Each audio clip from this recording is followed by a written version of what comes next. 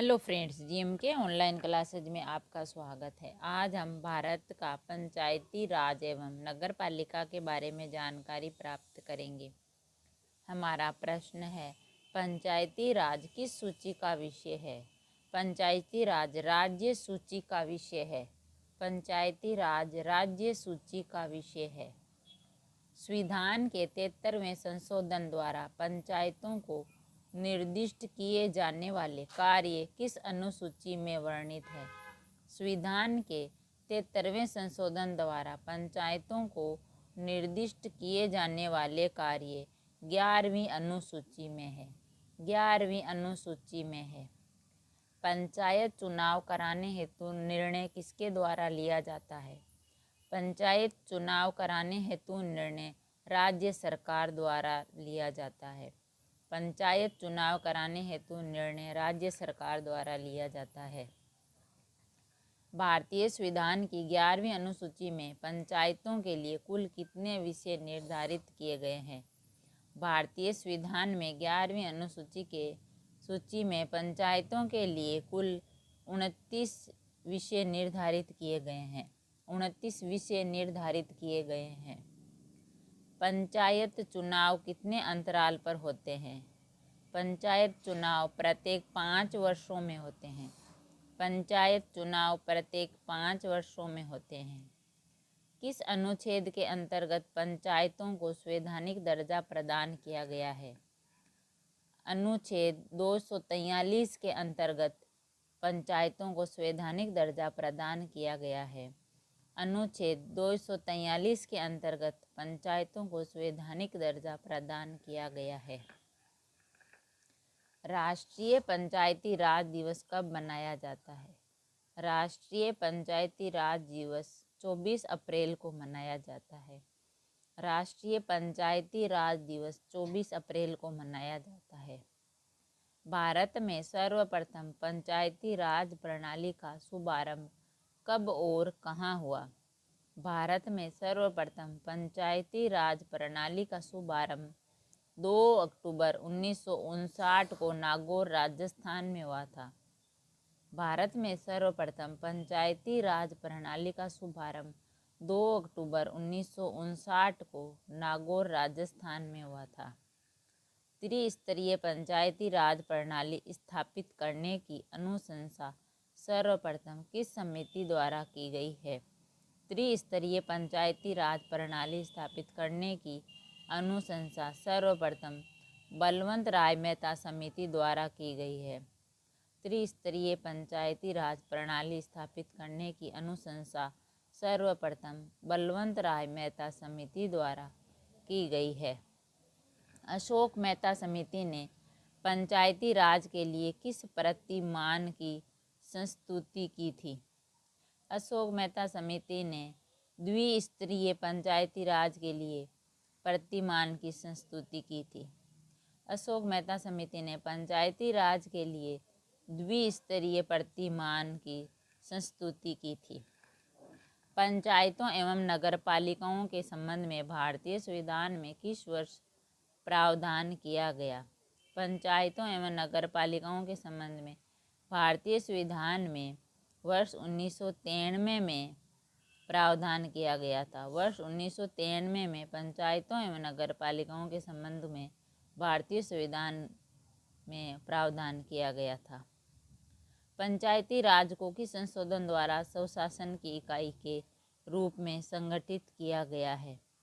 पंचायती राज को भारतीय संविधान के 73वें संशोधन द्वारा स्वशासन की इकाई के रूप में संगठित किया गया है। पंचायती राज को भारतीय संविधान के 73वें संशोधन द्वारा स्वशासन की इकाई के रूप में संगठित किया गया है।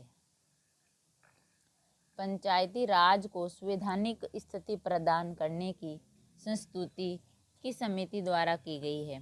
पंचायती राज को संवैधानिक स्थिति प्रदान करने की संस्तुति LM सिंघवी समिति द्वारा की गई है। पंचायती राज को संवैधानिक स्थिति प्रदान करने की संस्तुति LM सिंघवी समिति द्वारा की गई है।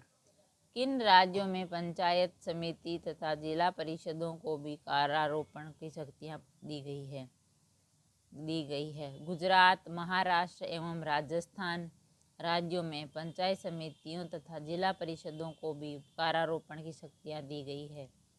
गुजरात, महाराष्ट्र एवं राजस्थान राज्यों में पंचायत समितियों तथा जिला परिषद को भी कारारोपण की शक्तियाँ प्रदान की गई है। ब्लॉक स्तर पर पंचायत समिति का क्या स्वरूप है? ब्लॉक स्तर पर पंचायत समिति का प्रशासनिक प्राधिकरण का स्वरूप है। ब्लॉक स्तर पर पंचायत समिति का प्रशासनिक प्राधिकरण स्वरूप है। यदि पंचायत भंग होती है तो कितनी अवधि के भीतर निर्वाचन कराना अनिवार्य है? यदि पंचायत भंग होती है तो 6 माह की अवधि के भीतर निर्वाचन कराना अनिवार्य है। यदि पंचायत भंग होती है तो 6 माह के भीतर निर्वाचन करवाना अनिवार्य है। पंचायतों में किन वर्गों के लिए आरक्षण का प्रावधान है? पंचायतों में महिलाओं, अनुसूचित जातियों तथा अनुसूचित जनजातियों के लिए आरक्षण का प्रावधान है। पंचायतों में महिलाओं, अनुसूचित जातियों एवं अनुसूचित जनजातियों के लिए आरक्षण का प्रावधान है। अन्य पिछड़ा वर्ग को आरक्षण देने का प्रावधान करने के लिए किसे शक्ति प्रदान की गई?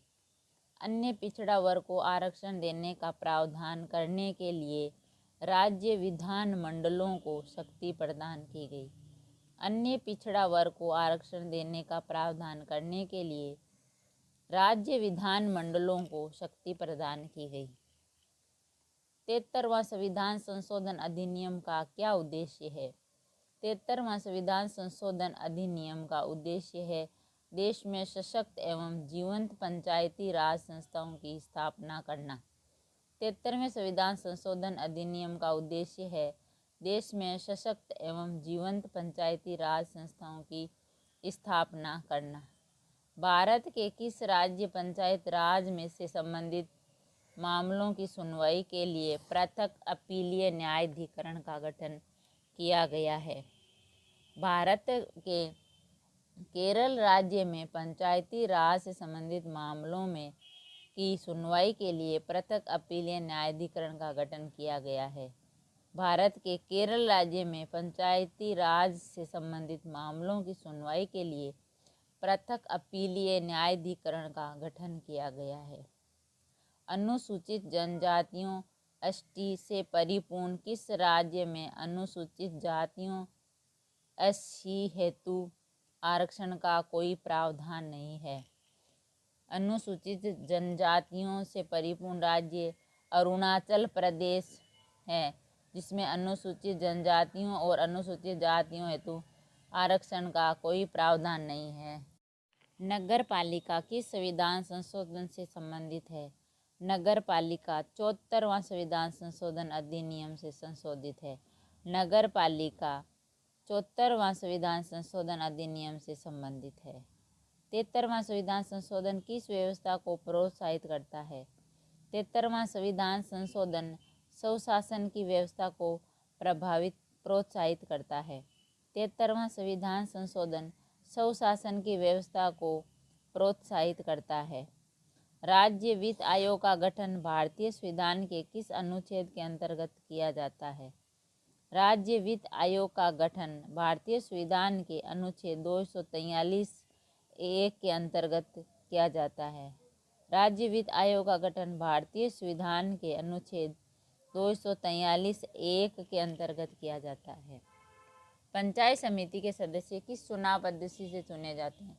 पंचायत समिति के सदस्य जनता द्वारा प्रत्यक्ष रूप से चुनाव पद्धति से चुने जाते हैं। पंचायत समिति के सदस्य जनता द्वारा प्रत्यक्ष रूप से चुनाव पद्धति से चुने जाते हैं। हमारे वीडियो को लाइक, शेयर और सब्सक्राइब कीजिए। थैंक यू, धन्यवाद।